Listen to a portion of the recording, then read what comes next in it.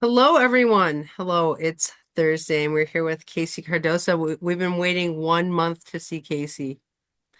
As you can see, I have my Sunshine Vibes t-shirt on, and I got my sun earrings on because it's sunny outside. Oh, I was gonna put this on. Can I show it or is it a big reveal?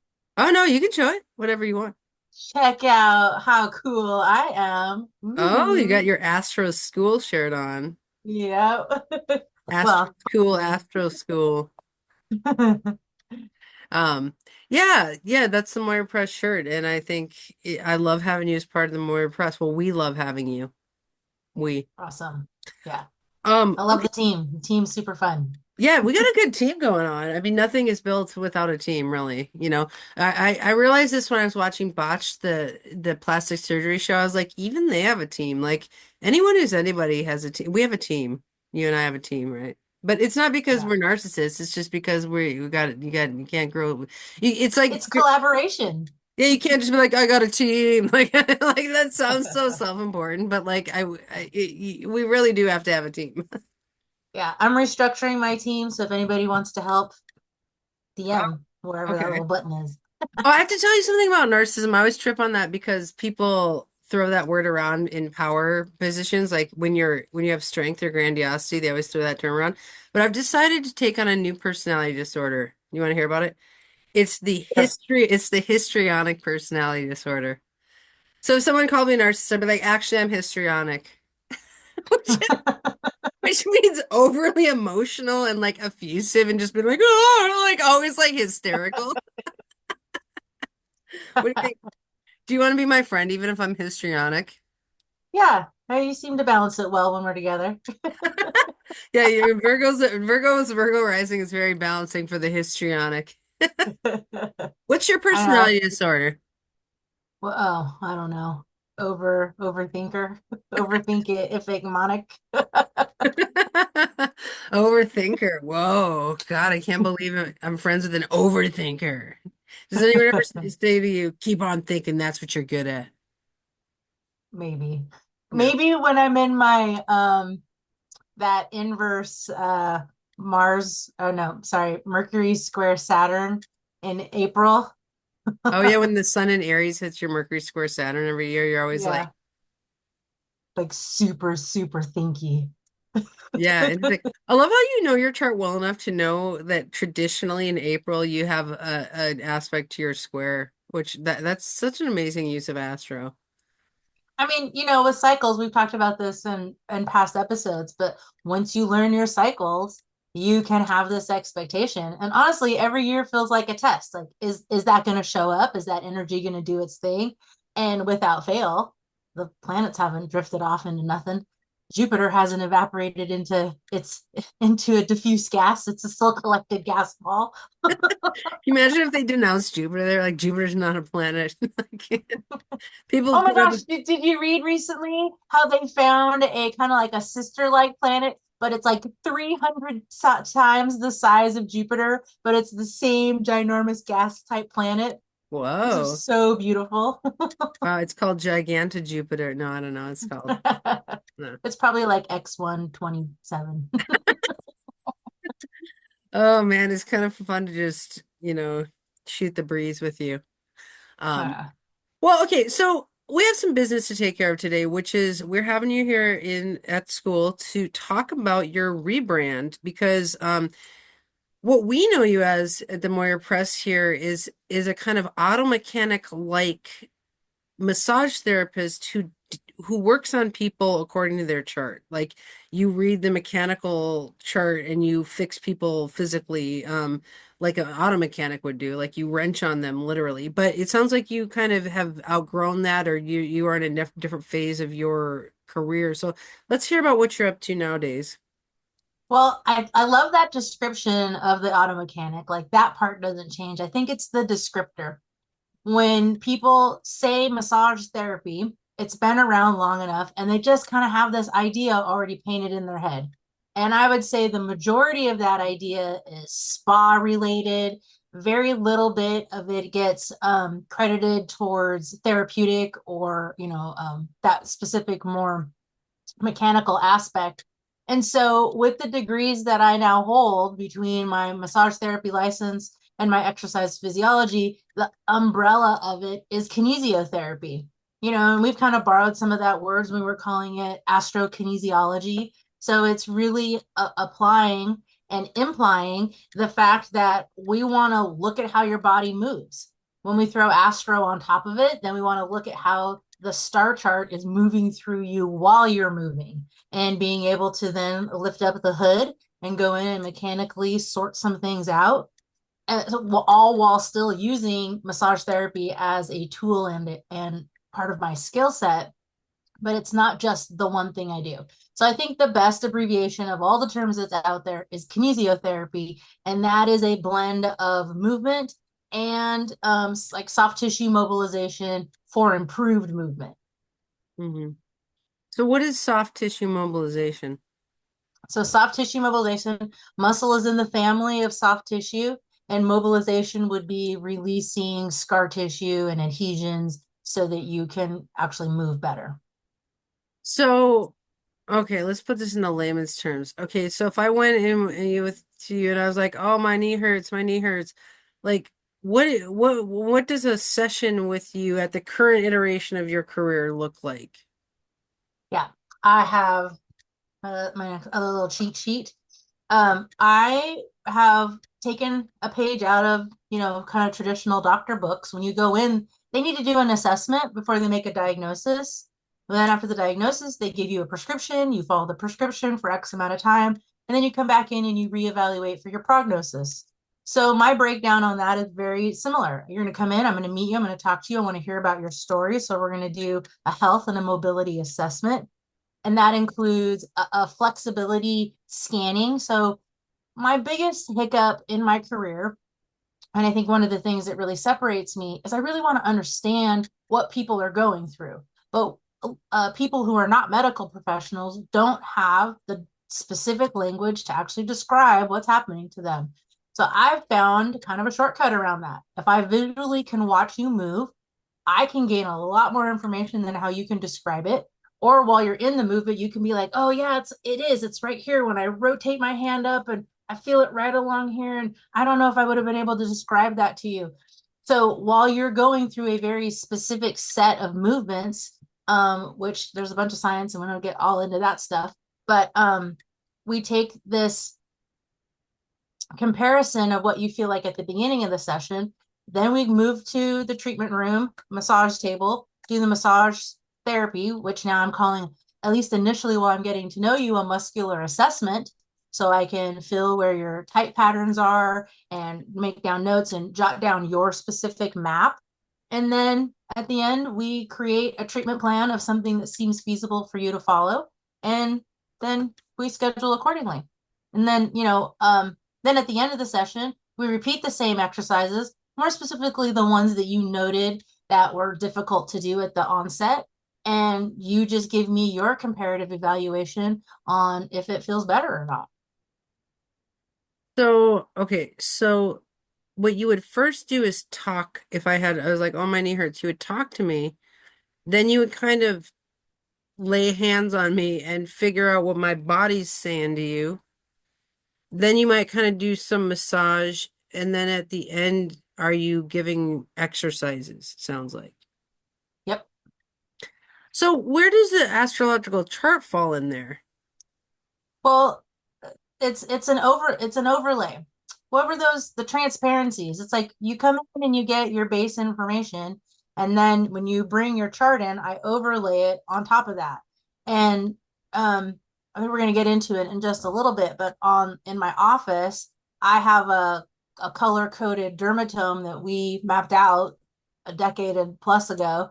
And so if I'm treating to somebody related to a specific Saturn, Jupiter, or Mars transit, I can quickly reference over to the chart and see where that pattern is following the body. And at this point of my career, I'm like mapping to being like, if it's a Gemini or a Cancer transit, I'm like really looking to how it feels in the hands and being able to literally follow the lines where the nerves get split on the arm. There's like an upper half or a forward kind of line that the it gets divided into.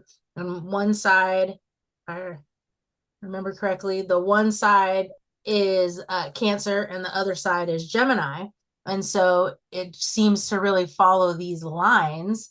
And then that tends to map right back into where the nerves um, branch out from the spine. And then, it's everything else that I put into play with my understanding and the knowledge and the science and, the XYZ that then treats specifically to those areas of your concern. But I found that it's easier to really address your symptom areas if we look at the whole body, and around the whole body, we stop at those spots and spend a little extra time rather than just focusing on those spots and letting you go. You get a more holistic experience to tie in and learn about your body. So, do you look at the astrological layer on every client you have, or only if somebody hires you specifically for astrology? That's funny. That came up this week. I kind of like started out with, where are people at in their astrological experience. I find that the majority of the people are interested. They are kind of self-proclaimed amateurs and don't know much. But I just basically state that you and I have been on this journey with medical astrology. And if they were interested in figuring out this complex issue that they keep presenting, because at some point it shows up as a cycle to me. And then it'll kind of nod over to being like, oh, well, you're kind of repetitively, are you interested in doing an astral layer to this? And then kind of go into the energetics of it all. And some people are interested and some people aren't. Interesting. So you actually literally ask pretty much every client? Yeah, at some point, maybe not on that first session, but unless they've come in for astro, we start there and include it in the conversation. But if we're like on anywhere from session 5 to 10, depending on how long I've been seeing you, then at some point it comes up for me to being like, well, can I share with you this cool project I've been in on? And if anything, it's just a reference tool for me to use to give you better care. Yeah, it's like when you're an astrologer, it's like you eventually have to scratch that itch on somebody where you're just like, I gotta look at your chart. You know what I mean? Like, I mean, do you feel Yeah. like it's like you kind of presenting in that equation where you're just like, okay, and I need to see your chart, you know? Oh, and let me say, I was going through some stuff in my office and inside, because I was like, where did my astro tapping tools go? And I found them, dude. I found the original crochet hook needles that I had because they've got that nice, like, softed round edge. And and when your fella came in earlier this week, I was like, I found my tools. I get to pull them out. So I pulled them out and I was with my hammer and I was all tap tap tap tap Oh my God, he was high all day after his tap. astrokinesiology, whatever you call it.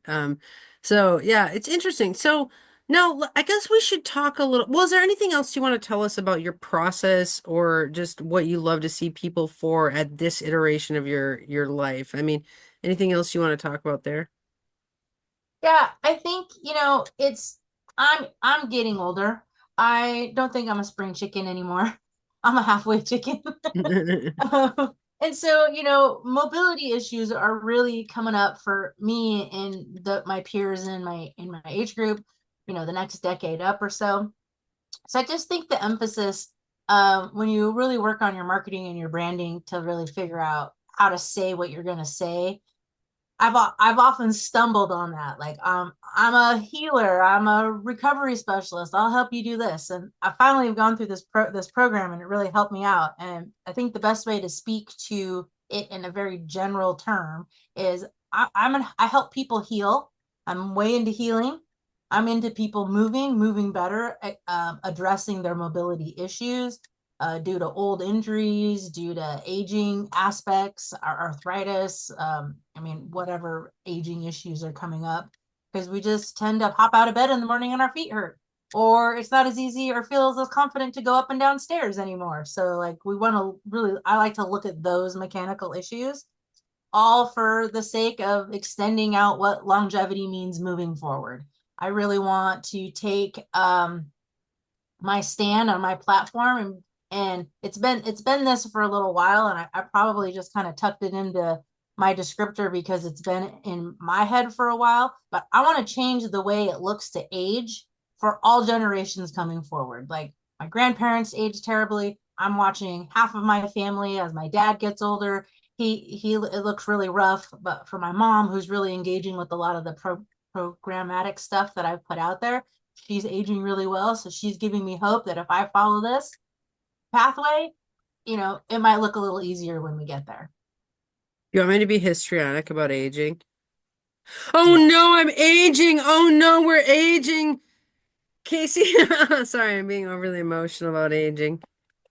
Um, It's happening to all of us, right? So there's nothing we can do about it except for maybe learn a little bit and have, you can be sober and you can treat your plant of life very well and you can feed it, yep, macronutrients and I do think there is something we can do about it, yep, absolutely. Well, the fact that we're aging, we can't do anything about, but how we age, yes, Yeah, yeah, totally.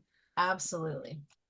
Well, I love what you're saying. It's funny because, you and I have been working with people we've been knowing each other for like 20 years. And it's like, I've worked with the same clients on different transits for 20 years, right? And it's like in their 20s, we were not dealing with like aches and pains. We were dealing like, what's my purpose in life? And like, then in the 30s, it's like, what relationship should I be in? And like now that we're in our 40s and 50s, it's like have aches and pains. And like, astrology nestles in the chart differently depending on your age, and it's like a Saturn transit when you're young comes out emotionally, right?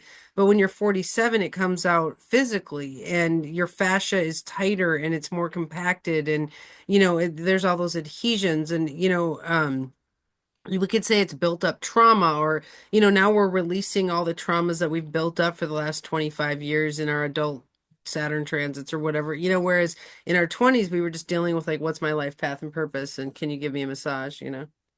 Right. And as you're saying that, I'm realizing, like we're kind of will be experiencing first for a while, like depending on where you are, you're having your first Neptune return. You're having your first Uranus return.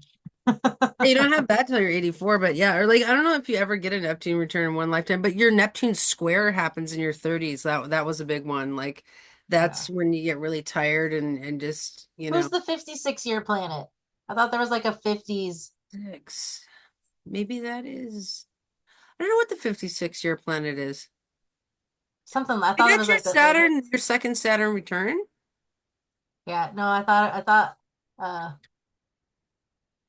I thought it was Neptune that was like 52 years or Oh, something. maybe it is. Maybe it is. Yeah. Yeah, I don't know. Okay, well, for the next part of the show today, you and I have been talking about changing the name of what we do to help people understand what we do. I was just having lunch with Judith Hill. It was actually dinner. And a lot of people know Judith Hill has written the medical astrology book and she's written a lot of books. Medical Astrology in Action. I'm looking at that one. Medical Astrology for Health Practitioners. Whoa, I haven't read these ones, but let's just look at her recent books. Medical Astrology for Health Practitioners, A Healer's Guide by Judith Hill. Wow, that looks cool. Wow, have you Oh, read this, Casey? no, but it looks like it's like designed to be in like with the yellow one, the medical Yeah. astrology, the pathologies book. The South Lunar Node. Let's see, she has the key to chronic disease. We should book club this. Whoa, look, I love her little drawings. She's got some drawings in there. Um, Nice. and then she's got another new one, The Medical Astrology in Action, The Transits of Health. Wow, I don't think we've read that either. Yeah. We're so busy working on clients ourselves, but I do want to say I was having dinner with her the other day, and she said to me, she said, you and Casey have really done innovations in dermatome astrology, and that's not something she's ever with or heard of really. And, there's a lot of medical astrologers out there, Kira Sutherland and all these other medical astrologers, and I have not heard any of them talk about dermatomes. Have you? Mm-mm. Okay. So you No. and I are kind of looking at rephrasing what we do is yeah, we're medical astrologers, but we are dermatome clinicians. I mean, and you taught me Yeah. what a dermatome is, so I have to like thank you for that. So here's what a dermatome chart looks like. Do you want to tell the people what dermatomes are? This is my worksheet, Medical Astrology Inquiry, your natal chart and the dermatomes. Because when I get a medical inquiry, I draw the person's chart in this dermatome map. So do you want to tell us what these are? And I'll hold it up for people to see. Yeah. So a dermatome is the superficial map that we can visually see and experience to where the nerve innervates. So then all nerves branch out of the spine and then extend into their peripheral area of the body. So they're called peripheral nerves outside when they leave the thorax area and go down your arms or down your legs. That's peripheral. So the peripheral nerves have a path, and in order to understand what people are going through, and maybe it's industry specific, where I really kind of began to learn about dermatomes before we really took off and did a deep dive on our own on how to use it medically was from chiropractors. And it was just for them to understand if something is happening on C8 in your neck and you had numbness and tingling going down your hands, that was a way for them to diagnose that was the spot it was coming from, because that's where it grows out of, and that those are the nerves that it innervates. So we just took that to the next layer to understand what's happening in the body as we go deeper into the body. Not only is the areas that it's affecting, but then, if the neck and the low back are for the arms and the legs, then the nerves in the middle part of the body are what innervate the organs along the way, So in addition innervate, to just so people muscles. know. So you have this vertebrae like this. Okay, I'm gonna use sign language. So here's a vertebrae, and then you have a nerve that comes out of the vertebrae, which is a gross motor nerve, right? It's like a yellow tendon looking nerve thing, right? And Yeah. then that nerve branches out into this more superficial nervous system, which is the dermatome, and then goes down the dermatome. So when you say innervate, that we have, what does that word even mean? I have to look that up. Weave through in. So the nerve has a path, but we can't cut people open to see what that nerve path is. So we just overlaid the dermatome path so that we know what is following on top of the skin. Okay, wait. So let me look. I'm gonna define innervate. Define innervate. To supply an organ or other body part with nerves. Oh, like innervate, to make nerves within. Okay, so I see innervate. So you have a vertebrae, you got a nerve, and then the nerve goes in and within down the dermatome. Yeah. And because we can't, to know what's going on and to follow that path, we can't cut everybody open. They created the dermatome map to map where those nerves are innervating. Oh, interesting. So this is actually, but I thought you told me that this was a map of electromagnetic fascial tissue. Well, I think you and I have determined that how the fascia runs through the body, that is what is happening at that zone, but it's following that map. Interesting. So people always say, like Gemini rules the hands. And you're just thinking, well, how can Gemini rule your hands? Well, first of all, it rules certain vertebrae, which have a certain nerve that goes out, which then innervates this middle dermatome down to the fingers. Like if we look at on here, Gemini is here and it goes down the hands like that. So you can attack Gemini from this vertebrae here, or you can Yeah. attack it down here on but if you have tingling right here, you would trace it all the way back up to this vertebrae. Exactly. So just for clarification, vertebra is part of the skeletal system because it's a bone, right? And the nerve is something that passes through it. So inside the vertebra is from the brain is the spinal column, and then the spinal column has these branches that pop out and go into the body, and they pass through the vertebra, which is what helps us identify where they live.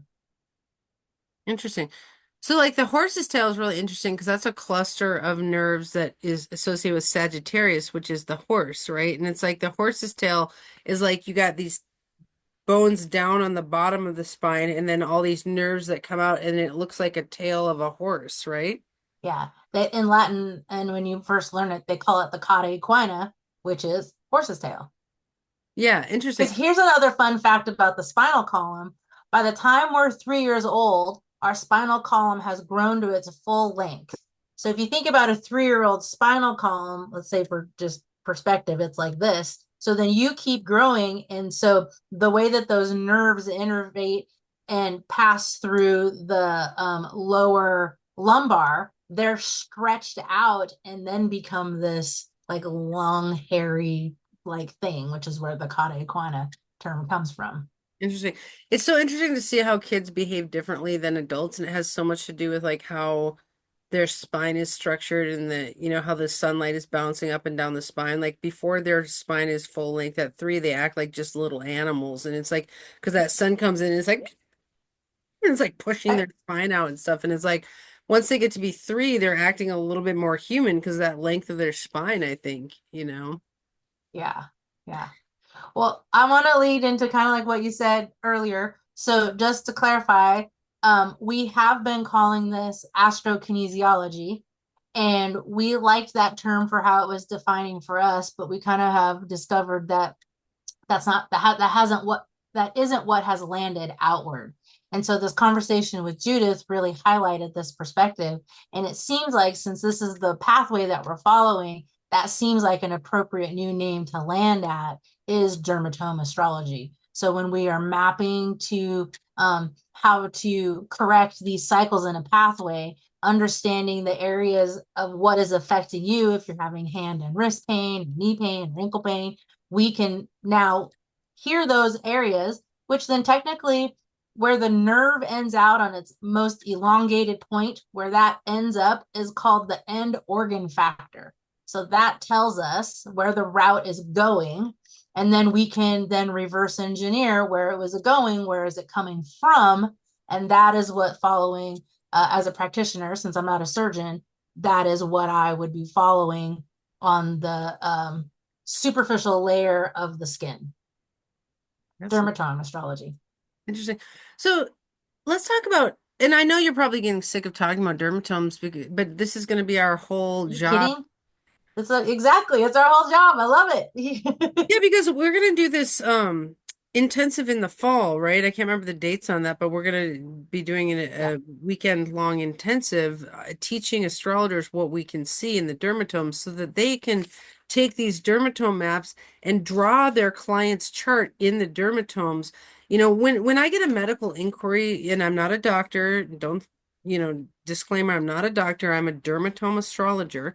When somebody says like here's an example. I had a client years ago who had rheumatoid arthritis in her feet, and she was a Sagittarius Sun Jupiter conjunction, square Saturn in Pisces. Okay. So I'm just gonna draw you what that looks like in the dermatome map. What did I do about this rheumatoid arthritis in her feet? Because, she said, what's in my chart that has this rheumatoid arthritis in its feet? Well, I would take a yellow crayon because she has a sun, Jupiter, and Sagittarius, and that's, it's a yellow golden color. So I would draw, energy down the leg because she has sun, Jupiter, a bunch of energy going down her leg. She's a Sagittarius, right? And that energy comes out the cauda equina and it goes down her leg. But then she had Saturn in Pisces, which tightens the fascia of the tip of the toe. And it's this dermatome that goes up right here. So because she had Saturn there, I colored that black, like I would color that black with my black crayon. And where we have Saturn, the dermatomes are tight, and the end of her foot was really tight and small. Right? So she had all this energy coming down her legs, and then she had this really tight tip of her toe. And that I could actually literally draw on the dermatome map. And then, of course, time it to her chart.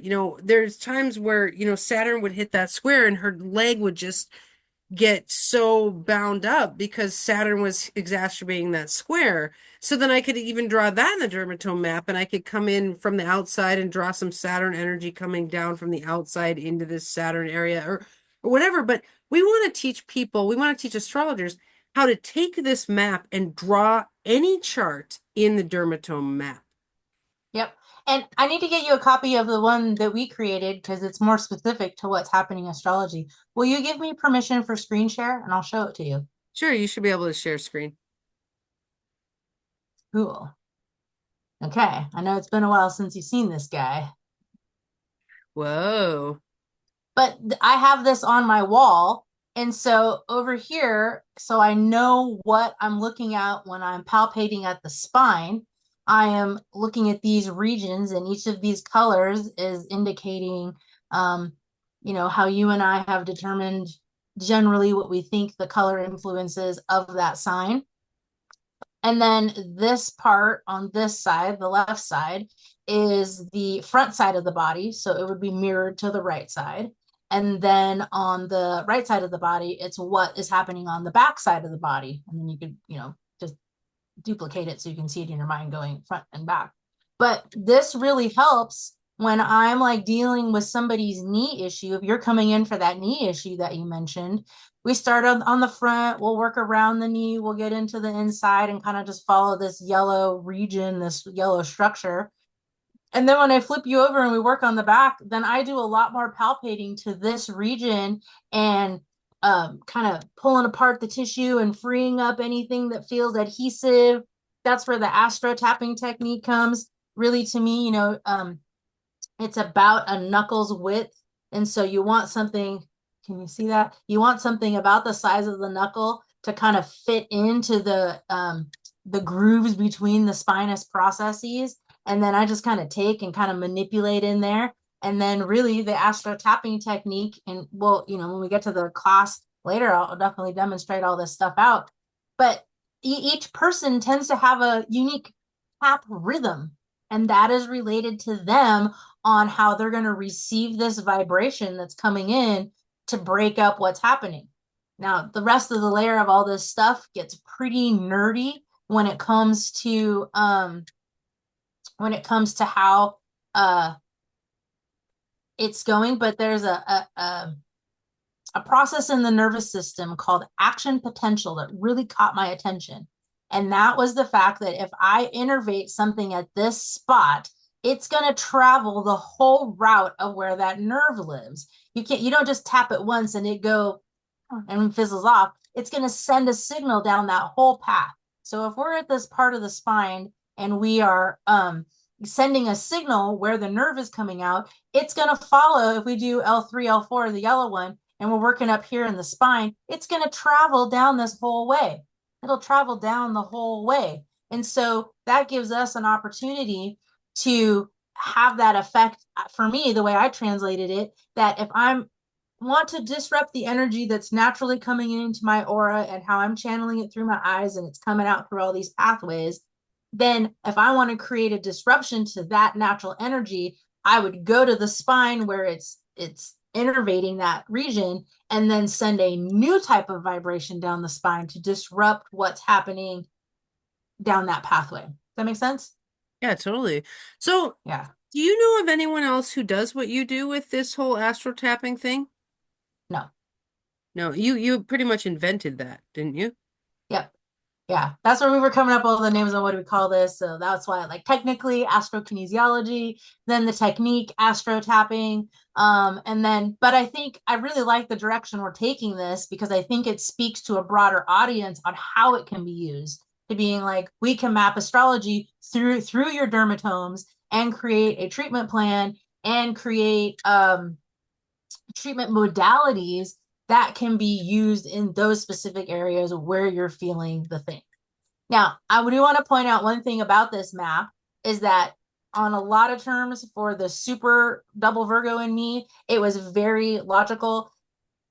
Taurus goes in here at C2, 3, and 4. And Gemini goes into 5, 6, and 7. And, like it's very much like this. But and that was just to create a map. But the cool part about it is that when the nerves come into the nerve root like this, right on the outside, they've got this other extra little region. And so some nerves that are coming back in, some of Taurus might actually live in C5. So if you have this torn issue and it's a little further down in this specific map, once you know how the anatomy works, you can kind of elaborate on how to translate this to being like, oh, don't tell somebody like, nope, that is a Gemini issue because it's on C5. The way that the nerves overlap, like normally we would think one nerve plugs into one area, but it's more like one nerve is coming out and it's going to attach into this and affect what's up above it and what's below it. Interesting. So I want to know if there was a massage therapist or kinesiologist in, I don't know, Louisiana, who wanted to work with a person's chart and do their astro-dermatome map. Could you consult with them on the phone and tell them what to draw on the dermatome map and tell them what to do? Or do you need to be present with a client? Like, can you theoretically talk with somebody as a consultant? Of course, they'd be paying you, but I'm just saying, can you consult with them theoretically and explain what you can see in the dermatome map? Yeah, because at this point, I feel like it to me, it's a formula. I need to know the sign. I need to know the plant, or I need to know the planet that is feeling affected. I need to know the sign that it's being affected. Those two things are going to correlate to where it's living in the body. Then you take the intake and symptomology and what's happening for the person, and you overlay and like, are they mapping up? And you're like, oh, you're talking about having elbow issues, and you're having a Mars transit to Cancer. Like we talk a lot about, yes, Cancer goes in and innervates into the Cancer is so the tissue. elbow. It is the armpit and the Yeah, elbow as well. Yes. yeah. That's because of where the vagus nerve lives up here and how it innervates the spine. So that's kind of a slightly more complex, but when you see the map, it's understandable. But that's talking about the viscera, not the musculoskeletal aspect. And this is addressing the musculoskeletal aspect, like you said, is armpit to elbow Hmm. down into these little pinky wings. Yeah. Yeah. God, I just want to be like litigious and ask you how much you charge for your consulting rate, but you probably, I don't know if you have a rate. I know my consulting rate. It's not that easy of a question. I guess it'd be for me, it's like 114 because I have to prep, and like my hours are $75 an hour, but I have to prep, so it's like it ends up being 114. But do you know what your consulting rate is for like if someone from Louisiana called you and is like, I want you to map out the dermatomes of my client for this inquiry, like what would be your price point for that? Yeah, for an hour, my rate per hour is generally about 125. And so depending on what that person wants, I just really like to be able to have that dialogue with people. Do you want me to stop screen sharing? Sure. Um, to be able to have that. So, initial consultation sessions are anywhere from 60 minutes to 90 minutes. So you don't charge for prep time? Um, Well, I think prep time for me comes, I get that information on that session and we have an overt dialogue because the way I translate charts is I'll take the information, but when it comes to medical astrology, to me, it seems like I'll make the mapping of the planets I want to observe. And then I have the discussion with them to being like, what are you feeling? What's going on? And I guess that's kind of difference between treating a patient compared to treating or to having a consultation to teach somebody. So that might be a little different. So you basically would get them on the line and then look at their chart. So you wouldn't necessarily prep, you would just do it in the hour, basically. Yeah. And then from there, then the next session, there would be prep time involved because we would have had the dialogue about their chart or their experiences and overlay it with the chart. And then what treatment plan do I want to move forward with? Interesting. It gets so confusing how to work with us sometimes, but really it's not that confusing. I mean, I don't know. I guess if someone really wanted to work with us, they would just email you and you guys would discuss that piece of the puzzle. Maybe it's different depending on the case because I mean that's the thing is it is case by case in some ways. I'm just trying to make it so that people can get to you. I don't know how they can get to you and from all over the country where they could be working with you. And I'm just like, Yeah. Well, I mean, just like this, we can have a video conversation. If it's something that I'm teaching or sharing with somebody, I definitely would be structured, but most people want to learn to themselves.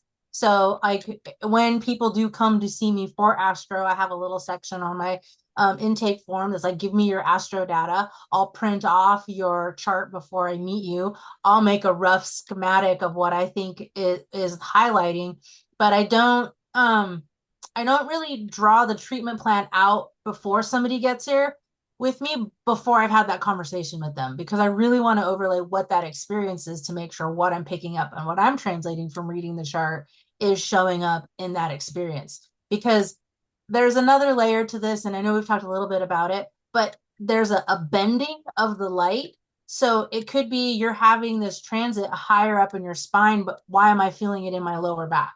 So in some places where if it doesn't just like line up super logical, then there is more investigative research to find out to being like, well, is it one of those aspects where the nerve is coming in this way and it's bouncing down a different nerve route and it's not exact to this? And so, you know, but just like if what are those things called? Prism, just like a prism, light fractures in different areas. So what I might think is the direct route, that person might not be experiencing it to how I would read it. So I'm not going to know that until I talk to them.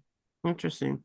So you look at more as like, just like someone goes to the doctor and they have an initial consultation to like set up care. I guess that's what you call it. Like, so you kind of have an initial consultation where they like set up a relationship with you kind of thing. Yeah. Yeah. I really take, I mean, I am a medical professional, so I've got that training behind me, but it's an intake and it's an assessment. I need to draw information from you in order to use my best set of skills to make the assessment, create a diagnosis. That's just using for language like create a map or a treatment plan to follow. Once we have that, then it turns into this prescriptive things and ideas or things to remedy the situation. And then you try it out for 2, 3, 4, 5 weeks, and then you come back and you report, did it work? Did it not work? And if it did, great. We kind of keep doing a little bit more of the same, a little bit more intensive. It didn't, we kind of go back to, we don't know, kind of, we definitely go back to the drawing boards and like reassess what did we miss, what's coming up, and and then it just becomes more advanced skills. In some ways, I think the best way for people to really get to know their chart dermatomally is for them to come to the workshop that we're gonna have in the fall because it's like I want to be able to give people their chart in the dermatome map just like in an hour-long consultation, which I do. Like I draw it all beforehand, I'll draw it in the dermatomes and then I like send them the file and everything like that. But like and I can do that before I meet with them because I just literally logically do it in the dermatomes. But I do think if you're going to be in charge of your own health and you're going to be your own health clinician, or you're like basically team lead on health, like you should be able to read your dermatome map in and out.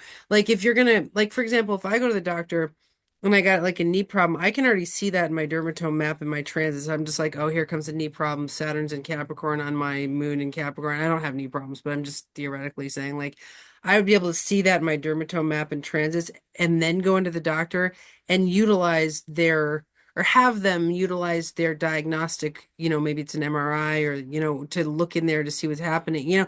But it's like I go in with my dermatome map in my own psyche, and it's like I think this is the kind of medicine where you and I are best utilized by teaching people how to draw their own map in their dermatome. You know what I mean? It's like I really want them to have like real control of their chart on this map. Like we there's a lot we can do in an hour. I mean, we have to look at it as like taking them up one zone of development in the knowledge of their chart. Like teachers call it the zone of proximal development, where you're at this level of development with your chart, and we can pull you up one zone of development in an hour and one zone of development. And like, are we going to fix your problem and teach you all your dermatomes in 1 hour? I don't know, but we can take you up this one zone of development. And so I think that's all you and I can do in an hour with them, really. Yeah. Well, yeah, I think it's I the work I've done, I would translate that as into like I can give you one concept of the time at a time, and concepts build on top of each other, and eventually you have the whole working map in your head. Yeah, totally. And Like, that has that lot to do with our book. Like our book really did layer that out into for you to understand. It's a fun experience because the first half of the book like shows you how to see astrology all around you, and then it comes right up to the dermatomes into the skins and how does all of astrology, can I say this word, penetrate within you. my God, that was so R-rated, Casey. I'm just kidding. No, I think I'm so glad you thought of the book to mention the book there because it's like you're probably wondering how can I get to you and Casey? How can I get this information you have? Well, this book, Astral Somatica, was written for that reason. We actually have chapter by chapter. You run your chart through this book, chapter by chapter, and one activity at a time. And by the end of the book, you can see what we can see. So I forgot that, Casey, but we actually wrote the book on this, and and the reason you may think, oh, are they selling to me? But we're actually trying to help you access what we know. And it's really, it's not your mother's medical astrology. We are dermatome astrologers. And that is what we're kind of fleshing out today is like, literally, do you want to get into your dermatome map? Because that's what this book, Astral Somatica, does. And coming soon, we'll have some more information on this. But from that book is this workshop that Andy's been referencing.